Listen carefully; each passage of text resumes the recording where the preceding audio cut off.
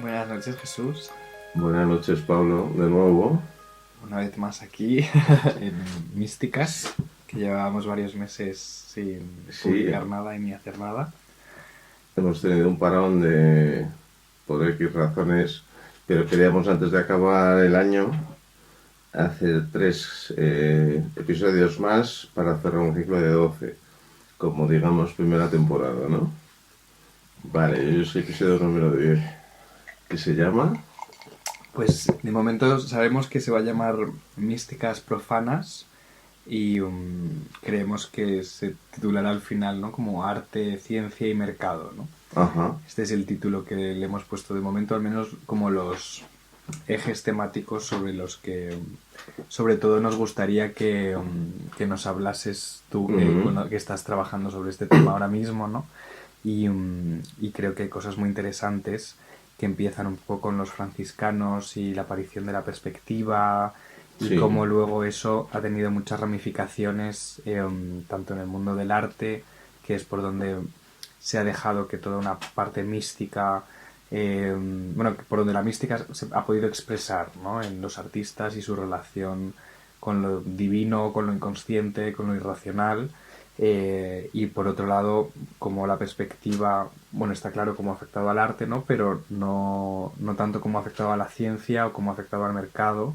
Y bueno, yo creo que primero, antes de llegar a esos temas, creo que es importante entender, ¿no? Como este concepto que estás, sobre el que estás tú trabajando en tu libro, que es el de místicas profanas, ¿no? Que yo creo que es importante como partir de qué entiendes tú o por qué consideras que hay unas místicas profanas tanto en el arte como en la ciencia como en el mercado.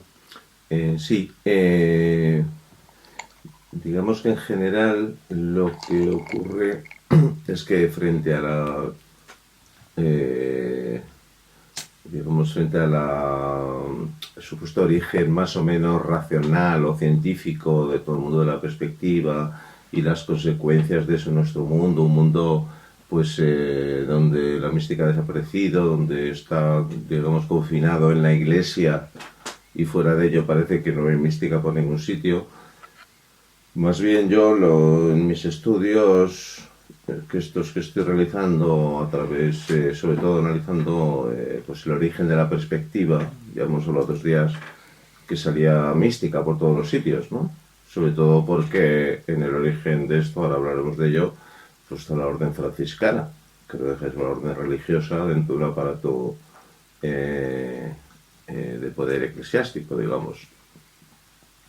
Pero la historia es que parece que de pronto esa parte mística que viene implícita en la perspectiva, que es lo que yo estoy estudiando, parece que de pronto un día desapareció, nadie preguntó por ella y bueno, pues digamos que esa mística de la imagen que implícitamente tiene la perspectiva, parece que con el Tratado de Alberti, que se da una solución geométrica a la construcción de una perspectiva sin necesidad de espejos ni nada, pues parece que eso se transforma exclusivamente en un método pues, geométrico, científico, a partir del cual pues nace pues, el espacio cartesiano, con lo cual sería como un comienzo de una ciencia, una forma de ver la ciencia, la matemática, pero aparentemente desposeída de ningún tipo de mística. Entonces lo que yo defiendo precisamente es lo contrario, que de la misma manera que la perspectiva tuvo muchas canalizaciones, una de ellas fue en el arte, y obviamente ahí entendemos todos que el arte, aunque es el tema que menos nos interesa, digamos ahora, porque es el más obvio, que el arte se impregnó de una mística. O sea, el pintor era el genio creador que podías emular incluso al Deus Pictor, al Dios pintor. Entonces, pues lo que ocurre es que eso, que evidentemente el arte se impregnó de esa mística, y otros días hemos hablado de que esa mística viene del espejo y todo esto, también ha impregnado otras ramas fundamentales del conocimiento vital y de la forma de relacionarnos entre nosotros y con el entorno, como son las relaciones económicas, el mercado, el surgimiento de un nuevo sistema económico, el capitalismo, y del pensamiento científico, del método científico, que están las dos muy imbricadas con la aparición de la perspectiva. Tanto es así que, de hecho, ahora hablaremos de ello, son efectivamente los franciscanos los que, por un lado, comienzan ese proceso que lleva a la perspectiva de Brunelleschi en Florencia en 1425, pero los franciscanos también están, resulta, por razones que ahora hablaremos con más en detalle, pues detrás de los primeros bancos, aunque parezca una cosa muy poco franciscana, eso del dinero y el préstamo con intereses, y estuvieron muy en el comienzo del sistema capitalista en las ciudades donde se crea ese primer capitalismo, esos primeros bancos, y por otro lado también están los franciscanos muy en el comienzo del método, digamos, protocientífico, por razones que no son en absoluto científicas, que luego hablamos, Claro. sino que son pura mística, pero que ha impregnado la forma de estudiar la naturaleza. Porque de alguna manera, o sea, la orden franciscana en un primer momento es una herejía que se convierte No, en... vamos a ver, la orden franciscana, digamos que en el origen de todo esto está la revolución que supone la reforma gregoriana del siglo XI, donde la Iglesia se da cuenta que se está quedando, por un lado tiene una fama muy merecida de dedicarse más a los asuntos del dinero y del placer y de la gula que a los asuntos religiosos. Por otro lado, se están quedando atrás en la, digamos, discusión intelectual frente al auge del Islam, por un lado, y de tantas herejías del este de Europa, por ejemplo, por otro. Entonces lo que hacen es rearmarse moral, científicamente, son todas las traducciones de Toledo, pero lo que termina fraguando de ahí, para hacer una historia larga, corta, que dicen los ingleses, lo que termina fraguando es una necesidad de acercamiento a la naturaleza, porque es el libro donde Dios ha escrito su creación, ¿no? Entonces tenemos que leer el libro de naturaleza, ya no tenemos que leer los libros de papel, no, ya no tenemos que leer los textos, tenemos que leer el libro de la naturaleza. Esto empieza a sonarnos muy cerca al franciscanismo, porque efectivamente el franciscanismo se preocupó especialmente, pues el cántico al sol, hermana luna, esta relación con la naturaleza, donde casi incluso se roza un panteísmo, pero lo que lleva a ello es la necesidad de aprender a leer el libro divino, que es la propia naturaleza. Entonces eso, por un lado, hay que aprender a ver el libro divino, y eso lleva a la perspectiva, y por otro lado, hay que desarrollar los métodos que terminan dando lugar a un método científico de estudiar, digamos, razonablemente o de alguna manera un poco organizada esa naturaleza, ¿no? Que eso por muchas vueltas termina dando lugar al método científico, pero en cuya base, desde luego, está el trabajo de los franciscanos, en óptica, bueno, también en alquimia, en muchos grados, en muchos campos, que era necesario ese acercamiento a la naturaleza, que está detrás de la ciencia. Claro, pero ese acercamiento que en principio era como la naturaleza como algo sagrado, como lo más sagrado, Claro, más sagrado que un libro, claro. más sagrado que Sí, casi panteísmo. claro, o sea, casi más sagrado que la Biblia es la propia obra de Dios. Bueno, ¿no? entre la palabra y la imagen Claro, estuvo sí. esta lucha siempre entre o sea, lo que se establece también y lo que surge en ese momento, también efectivamente es una lucha o una contraposición entre la imagen y la palabra. Por un lado están los textos, que no se refieren a la naturaleza, se refieren a sí mismos, es la Biblia, es la palabra de Dios, es lo único real. Y por otro lado es el acercamiento experimental, experiencial a la naturaleza, que es la que viene auspiciada o auspiciado o fomentado por los franciscanos, por razones que no tienen nada que ver con la ciencia, por literalmente, podemos decirlo así, leer el libro de Dios, como el Dios ha escrito su libro en la propia materia, ¿no? Entonces eso sería, si hablamos de esas raíces en principio místicas, pero luego profanas o profanadas. El arte no es completamente sagrado, no tienes aún ese grado, aunque esté impregnado.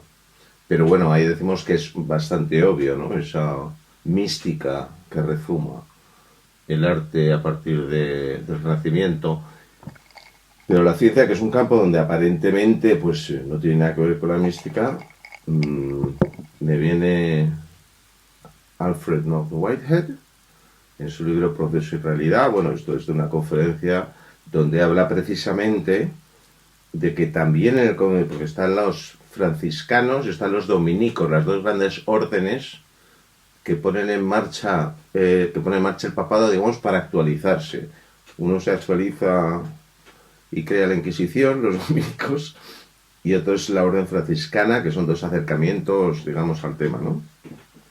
Entonces también por el otro lado, por el lado dominico, Santo Tomás de Aquino, pues dice Whitehead que en el fondo el último fin de la ciencia moderna lo puso en marcha Tomás de Aquino con esa necesidad de casar el pensamiento racional con la razón y la fe, ¿no? O sea, eso de tener que agotar una explicación del universo también racionalmente y que eso tuviera que casar con la explicación espiritual o como que religiosa, pues eso está también en esa ansia de la ciencia por agotar la explicación del universo, porque no solo eso, sino que lo que no es explicable no existe, es irracional. Lo que no podamos, que es Descartes, ya claro, lo que no podamos ver por número o por razonamiento o por percepción es irracional, no existe, no nos interesa. Entonces es una de las grandes profanaciones que están tan en la base del conocimiento científico, ¿no? Lo único que nos importa, lo único real es el dato o el razonamiento que establezcamos a partir del dato, ¿no? Sí, pero que esa relación con el dato es mística, ¿no? Eso es absolutamente. Lo que es mística es... Lo que queremos explorar en claro, o sea, lo que es místico es la pretensión de agotar la explicación del universo solo por el método científico racional experimental. Claro. O sea, lo vamos a saber todo. Eso está en... O sea, cuando escribió Tomás de Aquino, por supuesto que no era separado de Dios, pero digamos que la razón o el conocimiento científico lo separa la parte divina y lo que queda es que vamos a conocer el mundo en su totalidad y tenemos la capacidad de conocer el mundo en su totalidad solo a través del razonamiento de la percepción sensible. Entonces, bueno, pues si eso no es mística, eso es decir que somos dioses, ¿no? Claro, o sea, yo creo que una de las cosas interesantes es cómo el relato que nos contamos a nosotros mismos del animal racional que somos y de la ciencia y de cómo ha funcionado todo en los últimos siglos es que de alguna manera la razón acaba negando la fe y es pues el triunfo del ateísmo, ¿no? Claro. Científico, pero lo que se nos oculta detrás de todo el esplendor de la ciencia es su origen místico real por alguien tan poco místico como Santo Tomás de Aquino, ¿no? O sea, es como... Bueno, era bastante místico, bueno, precisamente. Pero me refiero... Bueno, una mística particular, ¿no? Tampoco... O sea, no un hippie, ¿sabes? No, sino una eso, persona como muy seria que estaba proponiendo el estudio racional de la realidad, por supuesto. o sea... No sé, o sea... No, por supuesto. Pero vamos, es que una vez más no son... O sea, que Tomás de Aquino encaja con la historia oficial de la ciencia, de la filosofía, o sea, es como un hito oficial, ¿no? O sea, mientras que muchos... O sea, no es un personaje de la historia... O sea, no era hermético, ¿sabes? No. Bueno, Tomás de Aquino fue muy criticado dentro de la Iglesia y sus libros prohibidos durante muchos años, antes de hacerle santo y lo más de lo más dentro de la Iglesia y doctor de la Iglesia y todas estas cosas. O sea, fue una época donde se estaban jugando muchas cosas, presiones, líneas ideológicas dentro de la Iglesia. Esto estaba siempre rayando en algún tipo de magia, misticismo, alquimia, hermética, todos estos pensamientos que la Iglesia había cercenado de raíz ya en su comienzo, cuando el exterminio de los gnósticos y todo esto. Entonces volvieron a ponerse en la palestra, a salir a relucir temas que estaban muy presentes y que de hecho no dejan de significar una resacralización tanto de la propia imagen como de la propia realidad. Es decir, empezamos admitiendo las representaciones de Cristo, porque Cristo se ha hecho carne, y entonces tiene una cara que es necesito representar, pero no solo eso, también están si tan sagradas y tan adoradas son las imágenes de Cristo, como Cristo, aunque haya derecho, digamos, a representarla. Entonces empieza a plantear esa nueva sacralidad, empieza a aparecer un concepto que es fundamental, que hemos hablado estos días tú y yo, del infinito, que era algo aberrante dentro de la tradición clásica, porque Aristóteles aberra del infinito, pero también de la judeocristiana, donde el infinito significa un poco la sacralidad está en la tierra. No podemos tener el concepto de infinito en la tierra porque no deja de ser un concepto trascendente, sagrado. Entonces eso lo retoma Santo Tomás, lo retoman los franciscanos también, esa forma de introducir el infinito en el imaginario occidental, de hecho. Entonces el infinito no es una a priori que todo el mundo nazca con el infinito, es una construcción cultural. Y hablábamos también de estos días que precisamente no solo ya la ciencia y el método experimental, es que la propia matemática, el cálculo infinitesimal es obviamente imposible si antes no tienes un concepto de infinito. Concepto que es místico, por supuesto, y además está ahí los datos, vamos a ver, los textos del siglo XIII donde se empiezan a hablar estas cosas. Y cuando Leibniz, creador del cálculo infinitesimal, junto con Newton, Leibniz tenía una trayectoria de conocimiento hermético, de conocimiento místico, y cuando empieza a plantearse el tema del infinito, no es una vez más como un matemático, es como un místico, como un hermético, como un científico de la época, y quiere decir que termina dando lugar al cálculo infinitesimal. Parece que no hay nada más objetivo que la matemática y que el cálculo infinitesimal. Bueno, eso sería imposible si la matemática misma no estuviera impregnada de una mística que creyera en el infinito, por ejemplo, ¿no? Y ya digo que no estamos hablando ni siquiera de ciencia, experimento científico, estamos hablando de matemáticas, de uno de los pilares de la matemática hoy día, que es el cálculo infinitesimal, ¿no? Antes de pasar al mercado, o sea, ya que estamos con todo el tema de la ciencia y la razón, creo que una de esas imágenes contradictorias muy interesantes es la de la diosa razón, por ejemplo. Sí, ¿no? claro. Si nos puedes contar un poco. Bueno, es que de hecho, estamos hablando de estos términos de pues ciencia, razón, cada uno tiene sus matices. Es que si ya vas encima a la casi, te digo, la propia esencia, a la propia raíz, al núcleo de los momentos, digamos, fundacionales de la razón, o de un pensamiento racional, o del discurso cartesiano, es que además hay toda la mística que quieras, además. Me explico. Resulta que cuando Descartes pues de pronto cae en esto de que la res extensa es aquello que conocemos a través de la razón y los sentidos y debemos analizar el mundo exterior exclusivamente en base a esos datos y esos razonamientos y todo lo demás queda como irracional. Resulta que, no recuerdo su nombre, un amigo muy íntimo de Descartes cuenta cómo Descartes un día tuvo una auténtica visión, no pudo dormir varios días y fue cuando tuvo una auténtica iluminación sobre este tema. Es muy interesante que el momento en que Descartes ve uno de esos pues momentos fundacionales de la razón, resulta que está basado, según lo cuenta este amigo de Descartes, que yo lo recuerdo, como una auténtica iluminación que tuvo Descartes, un proceso místico donde entendió cómo Dios, por supuesto nombrando a Dios, cómo Dios le había dado a entender la naturaleza. Dios le había comunicado que la forma de entender la naturaleza era a través del dato empírico y del razonamiento. Entonces, bueno, esto está escrito, esto es vida de Descartes, de este señor que en algún momento daremos con el nombre.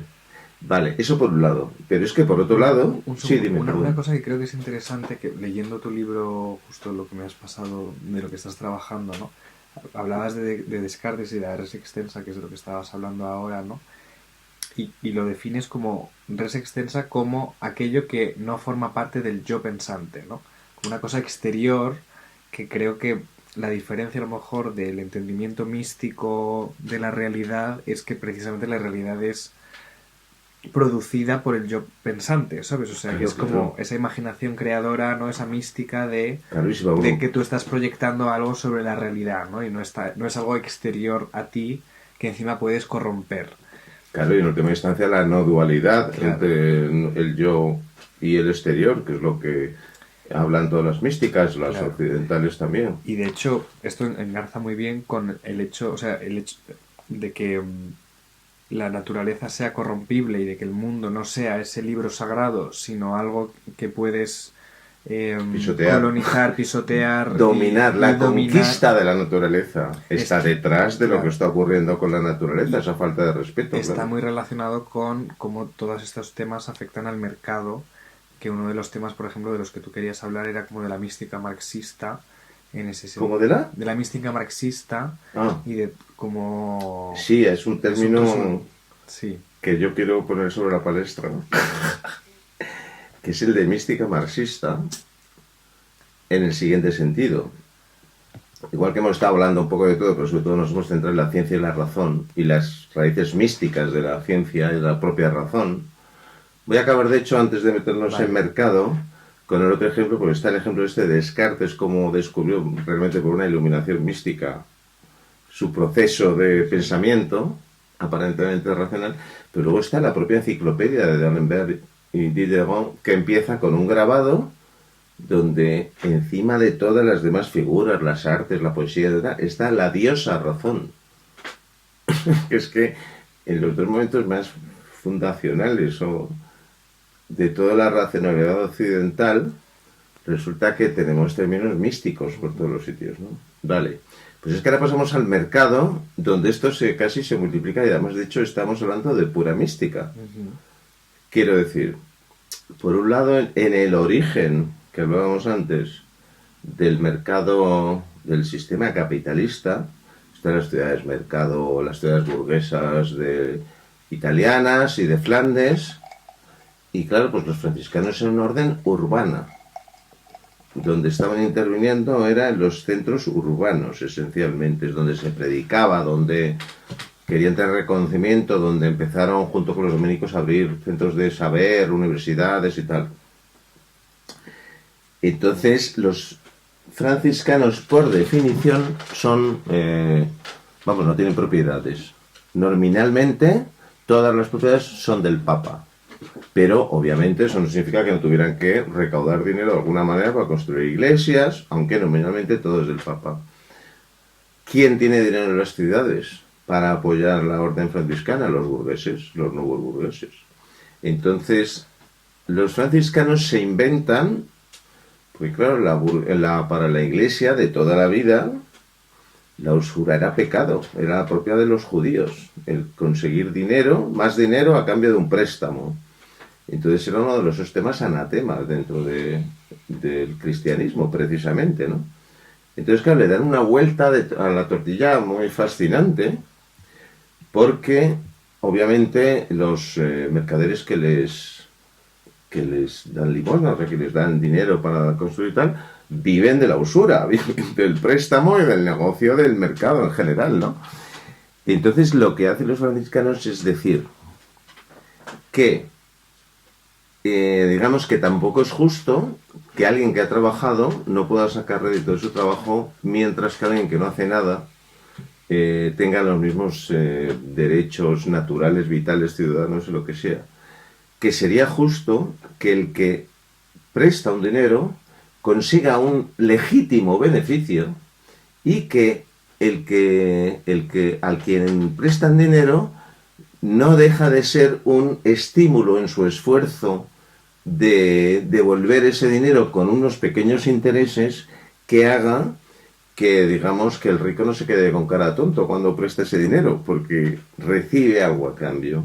Para que eso no se dispare y sea inmoral, cruce esa barrera de la inmoralidad, lo que hace la orden franciscana es, de hecho, crear los Montes de Piedad, que son los primeros bancos controlados por la institución, pero dejan un sitio donde la gente con dinero deja dinero para que los franciscanos lo administren y se lo presten a gente pobre que lo necesita, con unos márgenes de interés que no significan usura para la nueva iglesia, pero que no dejan de ser la misma usura, en el fondo.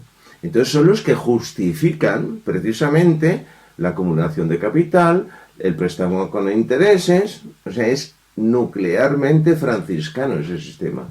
Entonces ya por ahí vemos que el mercado es una cosa que no es solo pues el dinero sucio de los mercaderes, no, es que la Iglesia, en concreto la orden franciscana, está muy imbricada con la aparición del mercado, de un sistema económico, del sistema económico capitalista, ¿no?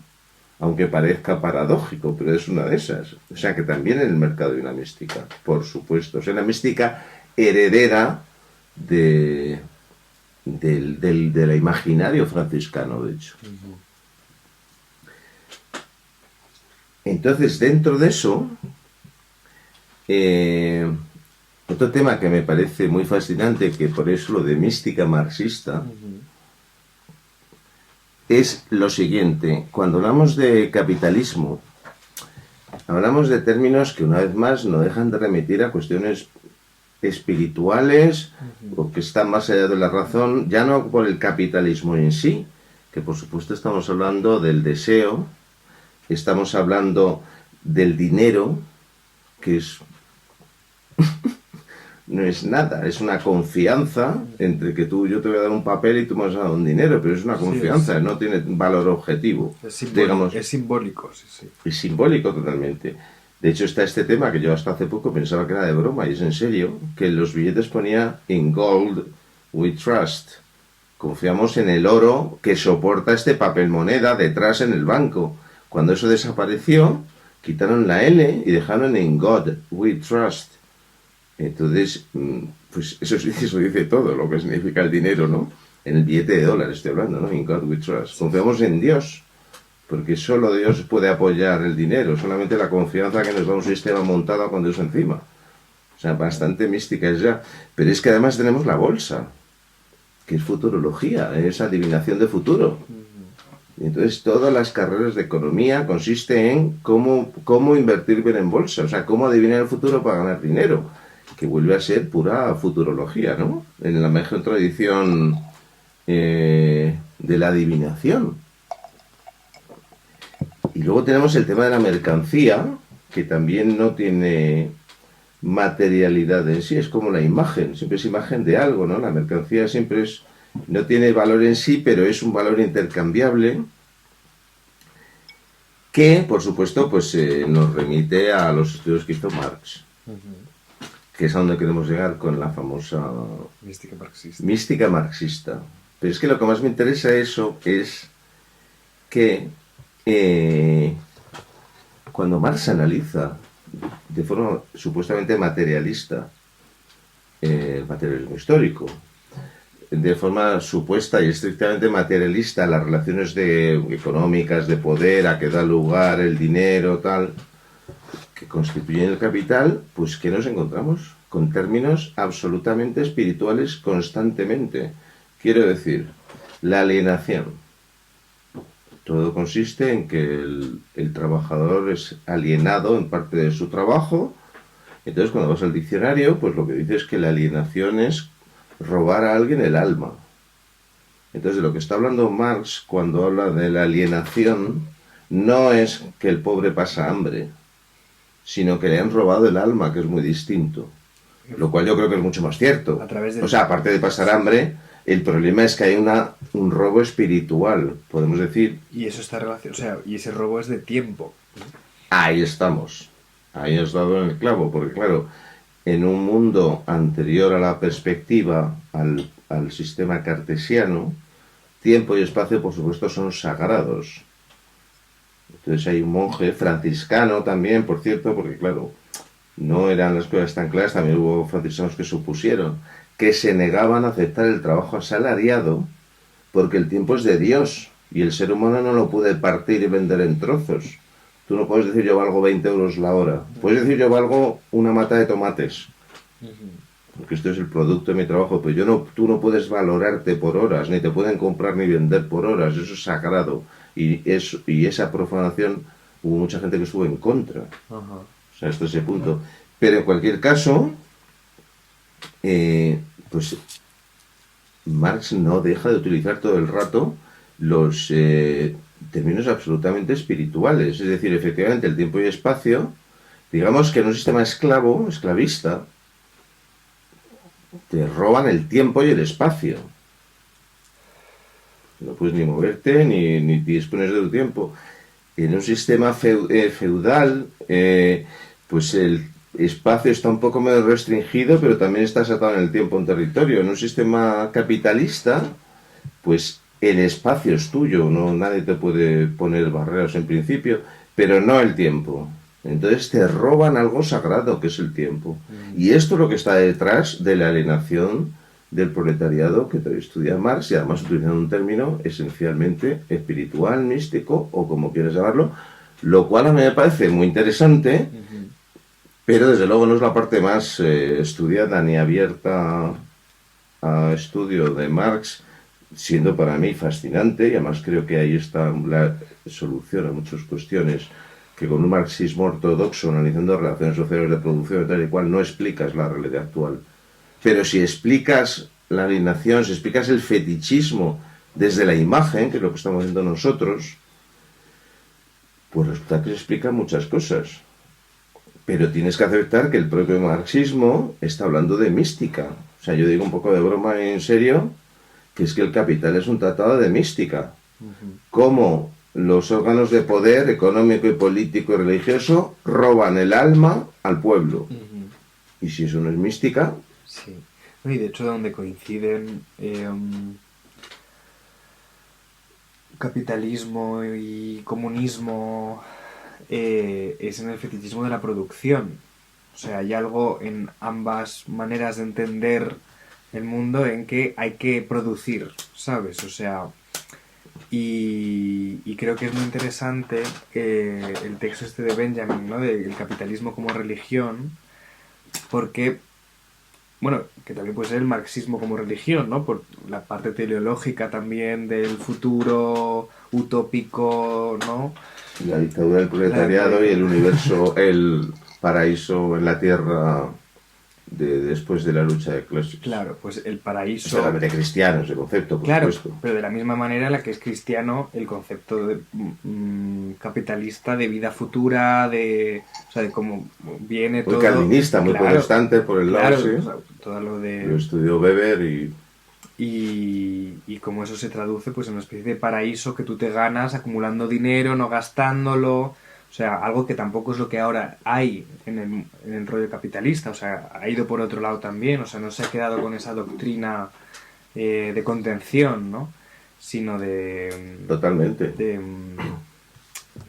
También hay toda una parte de mostrar eso y la opulencia, ¿no? Y eso no estaba en los códigos iniciales de cómo funcionaba, ¿no? Pero en este texto, ¿no? Es muy interesante, en el texto de Benjamin, del capitalismo como religión, ¿no? Hay una parte que a mí me resultó muy importante incluso, ¿no? Como para entender cosas que nos pasan a todas como sujetos del capitalismo, que es la relación entre la deuda y la culpa, ¿no? Entonces Benjamin dice que en alemán la palabra es la misma, Schuld. ¿no? Schuld. Y entonces, que solo cambia el artículo, creo, ¿no? Die Schuld y die Schuld. Sí, algo así, ¿no? Pero que es la misma palabra. Entonces, no es la palabra, sí. Claro. Culpa Entonces, y deuda es Schuld. ¿cómo lo entendí yo, no? Porque es muy abstracto a la vez, ¿no? Pues para mí es como esto que decimos, ¿no? De perder el tiempo, ¿no? Y de cómo nos sentimos culpables por no ser productivos, por procrastinar, ¿no? Como todo esta cosa, ¿no? De la ansiedad que nos produce el tiempo y que hay que ser productivos, ¿no? Con el tiempo, ¿no? Entonces, en el momento en el que tú no estás siendo productivo con tu tiempo, no estás generando nada. Entonces, de alguna manera, negativamente estás generando una especie de deuda al no usar tu tiempo. Y eso, y lo que tú sientes en ese proceso el tiempo es dinero. Claro, el tiempo es oro, claro, el tiempo es dinero, ¿no? Entonces, lo que tú sientes en ese proceso es culpa. Entonces, la culpa es evidentemente algo que, o sea, una emoción cristiana, ¿no? Y una relación con las cosas en la que eres tú el que te fustigas a ti mismo, ¿no? Por algo que has hecho mal, ¿no? Que es una manera de pensar las cosas, ¿no? Que hay muchas culturas que no se relacionan desde eso, ¿no? pero nosotros sí. Entonces, esta parte, ¿no? De cómo nuestra generación, ¿no? Por ejemplo, vive con muchísima ansiedad, tiene que ver con estas cosas, ¿no? De yo mismo como, pues como persona joven en este mundo, me ha costado mucho, ¿sabes? Permitirme un espacio de libertad, pues, ¿sabes? Como un espacio de simplemente no hacer y fluir de otras maneras, ¿no? O sea, como readueñarme del tiempo y Claro, porque como y no estar debajo de esos horarios en los que yo por otro lado he estado toda mi vida en el colegio y en la universidad, o sea, hay esa cosa de preparación al trabajo a la vida asalariado, adulta. claro, de estar 8 horas en un sitio sentado eh, pasivamente, ¿no? Todo Sí, sí, sí, sí. y esta emancipación, por otro lado, que supone también el teletrabajo para muchísima gente hoy en día, ¿no? De repente ser tú el que organizas tu vida y organizas tu Claro, tiempo, ¿no? es que en definitiva, yo creo que también en el futuro igual, pues igual tú ahora dices hablas de la esclavitud o de la servidumbre feudal y moralmente es algo muy criticado y tal y cual.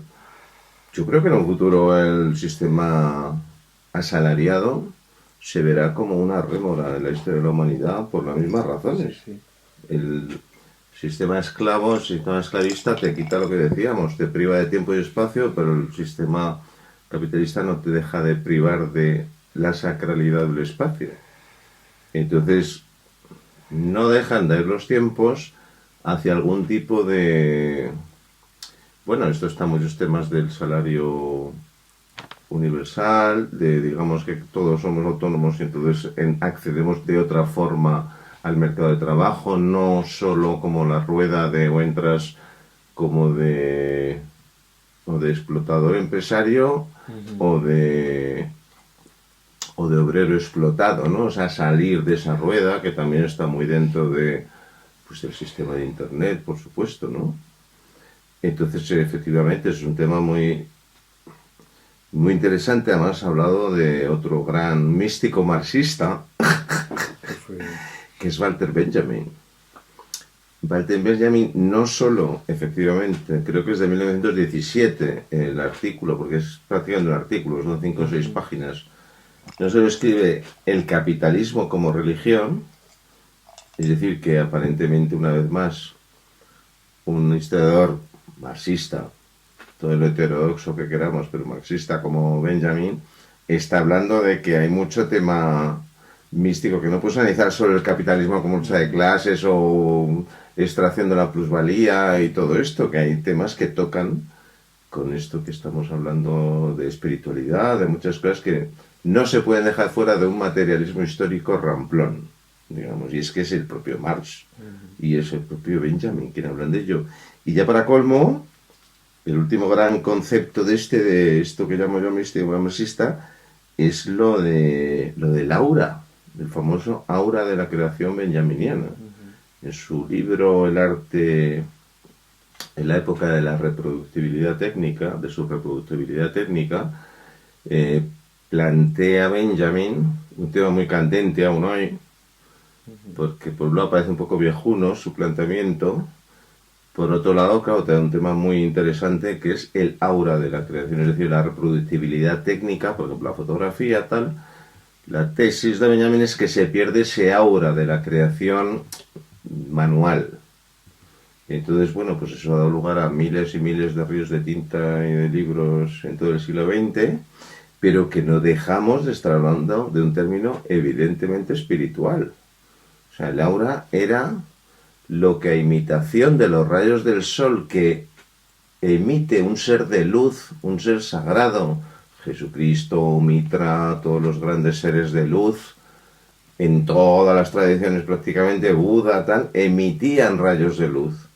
Y eso es un aura, el famoso aura de todos los santos cristianos.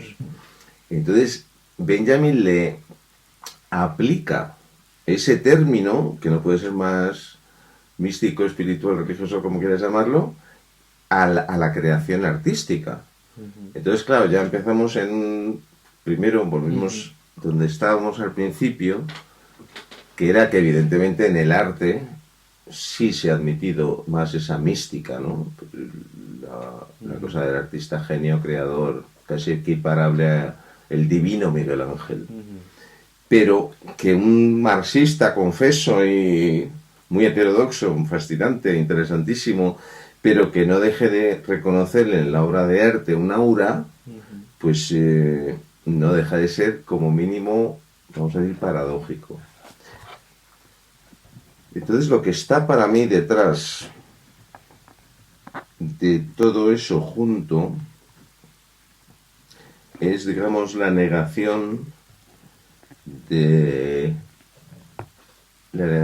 lo místico espiritual en nuestra cultura, esa pretensión de construir en todos los campos, en el mercado, en la ciencia, en la razón, en el arte, por supuesto, de construir una sociedad donde esos valores, los valores personales, místicos, espirituales, tal, no cuentan y en todo caso solo son considerados como o irracionales o buenos restos de una religión más o menos ortodoxa que acabará, digamos, cayendo por su propio peso, ¿no? Nos daremos cuenta que a través de la razón hemos explicado todo, entonces ya no nos hacen falta los dioses. Ese es el esquema muy simplificado, pero es el esquema de la razón en Occidente. Por supuesto, el gran mito del progreso, que por supuesto está teñido de ese paraíso final, pero que está desde en la propia esencia del capitalismo también, pero también en la propia esencia del materialismo histórico de Marx. Son todos conceptos que dices, bueno, vamos a ver, la supuesta construcción de Occidente basado en la razón de los griegos es como mínimo muy cuestionable, porque primero, los griegos no solo tenían el pensamiento racional por un lado, si hablamos algún otro día, pero por otro lado, por supuesto que todas las facetas de nuestra vida están impregnadas de mística. Y no solo están impregnadas de mística el mercado, la ciencia y la razón, sino los críticos del mercado, la ciencia y la razón, cuando hacen el análisis desde la supuesta pensamiento crítico racional, también apelan a términos espirituales místicos para explicar las cosas. Entonces está como todo eso, digamos, mal colocado en nuestra sociedad.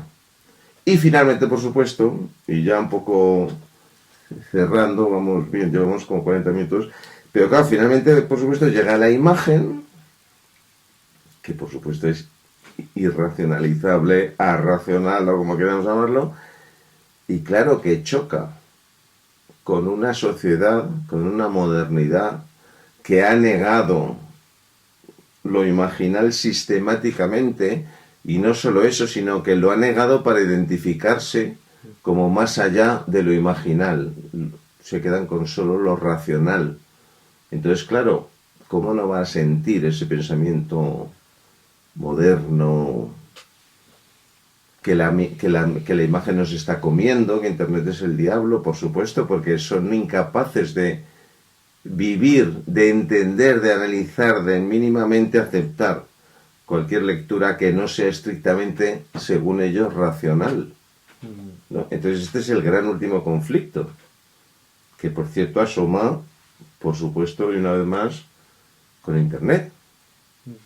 Porque es, a pesar de que Internet es por un lado la culminación de todas esas místicas, porque en Internet tenemos arte, porque diremos algún día que todos los videojuegos de Internet están hechos con las reglas de perspectiva de Alberti. No solo los videojuegos, o sea que toda la experiencia que tienes de Internet es a través de una pantalla que es visual, o sea, es una experiencia cuidada para el usuario de un viaje, claro, que es todo el rato visual en la pantalla, o sea, desde que estamos... Claro, o sea, toda esa parte de la mística de la imagen, desde luego está dentro, a través de la perspectiva, está dentro de Internet, pero es que obviamente en Internet hay mucha ciencia. Hombre, claro. Entonces es y mercado. Ahí voy. Entonces está todo ese desarrollo científico impresionante, por otro lado, que es que mandar un cohete a la luna o que a nosotros nos llegue un tuit de Venezuela o de Manchuria, mucho respeto también. O sea, hay una parte de ciencia muy grande, pero obviamente también de mercado. Entonces Internet supone, de hecho, la culminación de todas esas místicas que de alguna manera chocan con un planteamiento racional, estrictamente moderno, que ya suena viejuno, ¿no?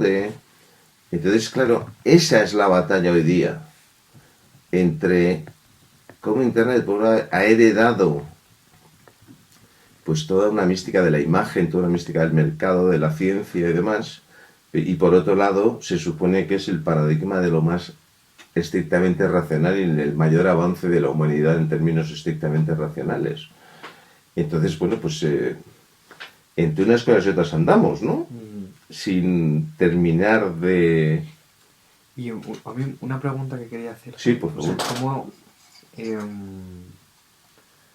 o sea, hay algo como que creo que sorprende de escuchar esto, ¿no? De cómo no es intuitivo pensar que detrás de la ciencia hay una mística, que detrás del mercado hay tanta mística también, ¿no? ¿Cómo es posible que se nos haya olvidado que eso es así, ¿no? O sea, a mí lo que me parece... Con esa pregunta acabo yo mi libro. En el epílogo, claro, digo, esto lo cierro con ¿y por qué nadie ha hablado de esto en 500 años?